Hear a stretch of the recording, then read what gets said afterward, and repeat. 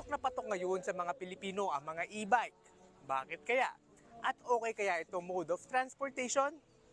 Kahit saan ka magpunta, parang hindi na talaga mawawala sa makikita mo ang mga e-bike. Abot kaya kasi ang presyo nito, hindi rin kailangan iparegister sa LTO. Kahit walang lisensya, pwede itong i-drive. For 43,000, kasama na itong trapal na para pag umulan, hindi ka mababasa. Meron ding electric fan para presko pa rin and pang tatluhang tao, kaya pwedeng isama yung mga chikiting sa likod at pwede rin pamalengke.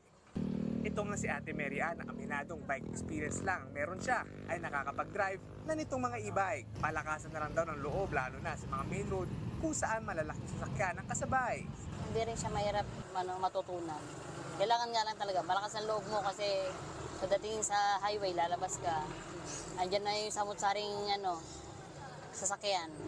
Malaki rin ang tipid sa paggamit ng e-bike kung ikukumpara kapag sa motor vehicles dahil magpapagas ka. Di raw kasi aabot ng 20 pesos ang konsumo ng pag-charge sa e-bike every 3 days, depende sa paggamit.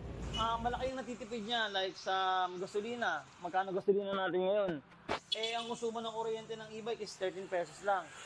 May 50 kilometers ka na bago malobot si e-bike. Swak sa budget, marami pa ang maisasakay mo. Pero may mga nagsusulong nga na silipin din ang paggamit ng ganitong klase ng mga sasakyan, lalo na sa main roads. Habang sinisilip pa yan ng mga otoridad, payo na lang natin sa lahat, iba yung pag-iingat.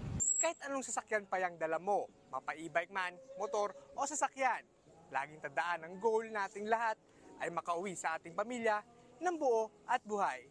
Mobile Journal Event na rin po hatid ang mukha ng balita.